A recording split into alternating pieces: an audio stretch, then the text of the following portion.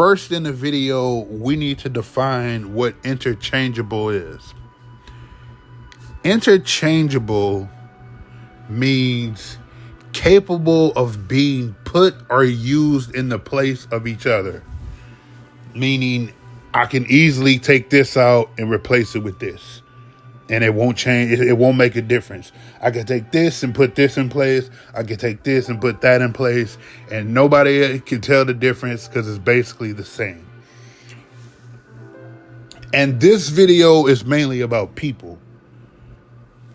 People in some situations are interchangeable.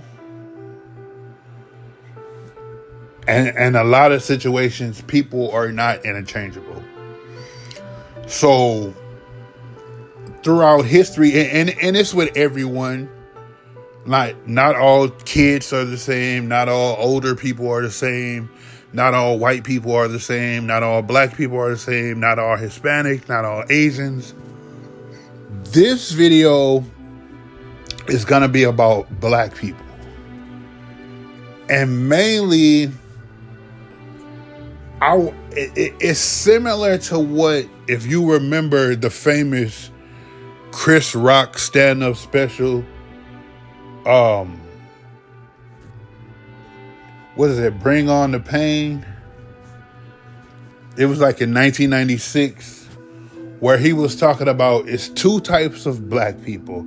He said it's a civil war going on between black people, and it's two sides.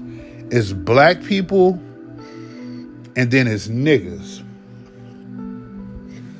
Because when people look at black people, even when other black people look at black people, they tend to look at each other differently.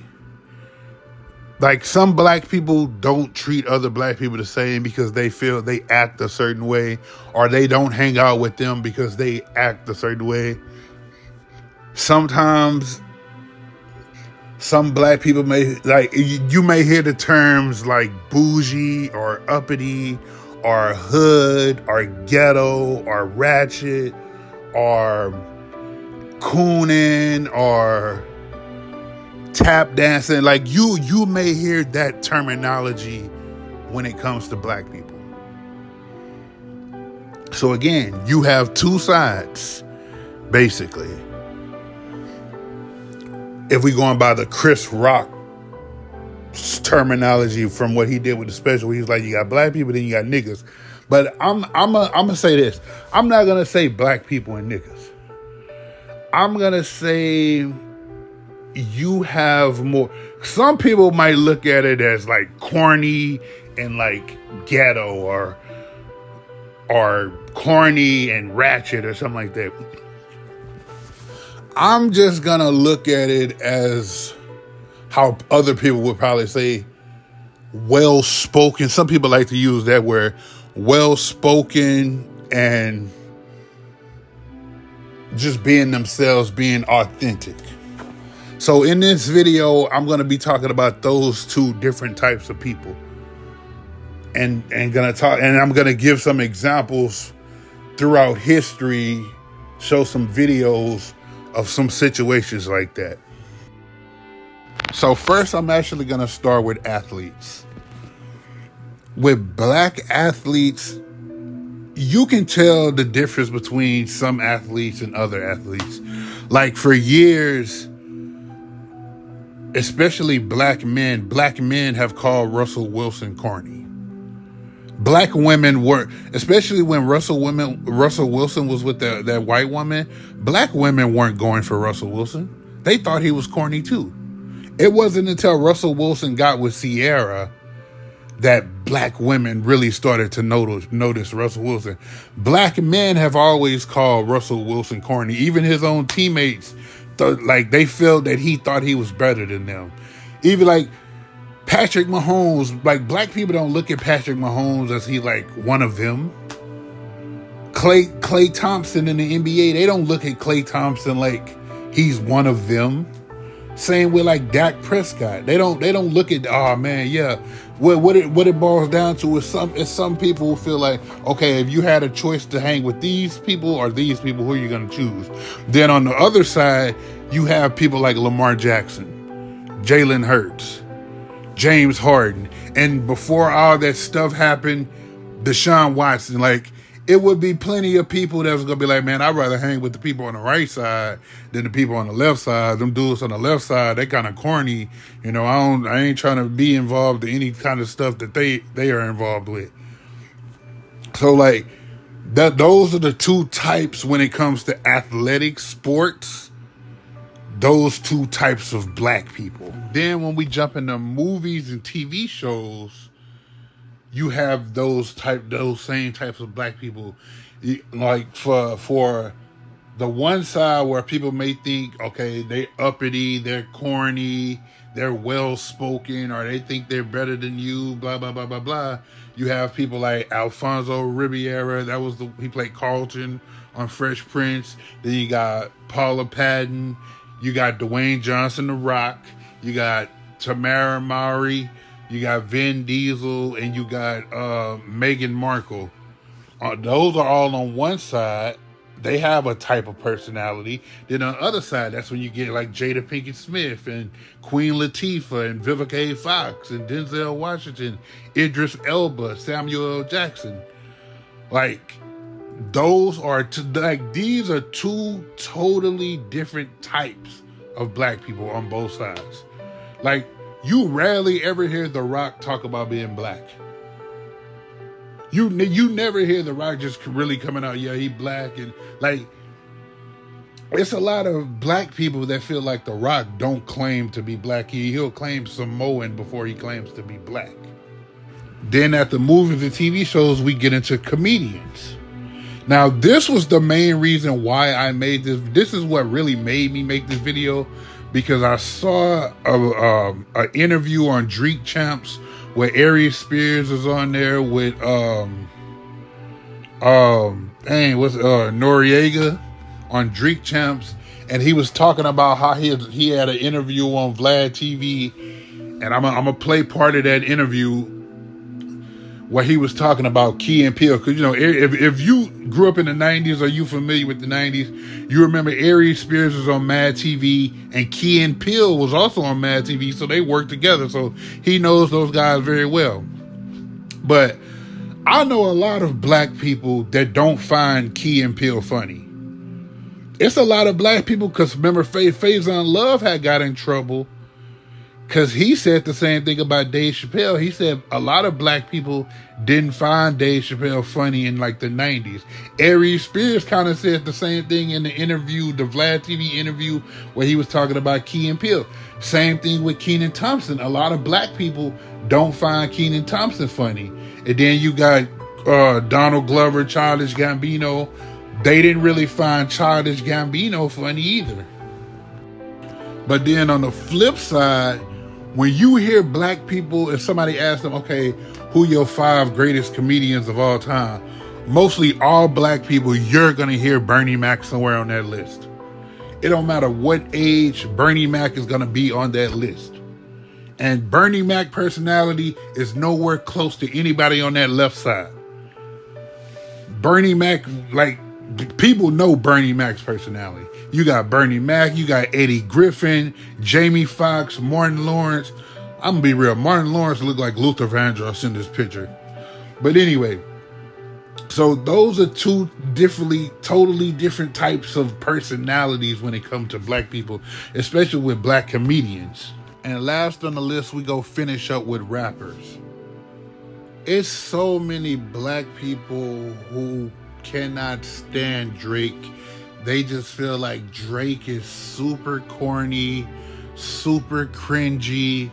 He started on Degrassi, and how you make a song talking about you started from the bottom, now you here, when you had a pool growing up and all that type of stuff. And then you got like Tyler, the Creator. I'm gonna just be real. I have never met one single person, black or white, that has said they listen to Tyler, the Creator. Then on the flip side, you got J. Cole and Kendrick Lamar. Like, people know J. Cole and Kendrick Lamar's personality is nowhere similar to Tyler, the Creator or Drake. Next, I'm gonna play 3 different interviews to show how people react to like how they feel certain people react to different black people's personalities. The first interview I'm gonna play is from Russell Simmons. The second one is from Aries Spears. And then the third one is not an interview, but it's that episode of Fresh Prince when Carlton Banks was called a sellout. So this is all no copyright intended.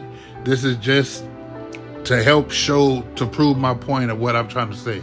Also, there are 2 people who transcend this discussion about the personalities that can go either way and do well with both black people and white people.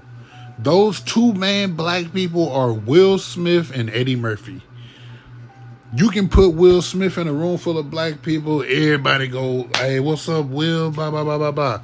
Same with Eddie. Hey, man, Eddie Delirious was so funny. Rob was so funny. So Life, man, I love Life. Harlem Nights, like, they just go fan out over those 2 dudes. And you could do the same thing. Both Eddie Murphy and Will Smith can be in a room full of white people and still get the same kind of love and affection and appreciation from everybody. These are the 2 people who sometimes some people look at Will Smith as corny, like growing up when he was rapping and stuff. They thought because he didn't curse when he rapped, they thought he was corny. Eddie Murphy, some people look at Eddie Murphy as corny, but then some people look at Will Smith like he just, hey, Will Smith, one of the coolest dudes, one of the coolest actors ever. Eddie Murphy, one of the coolest actors and comedians ever. So sometimes it's rare, but it's some people who can transcend and do both.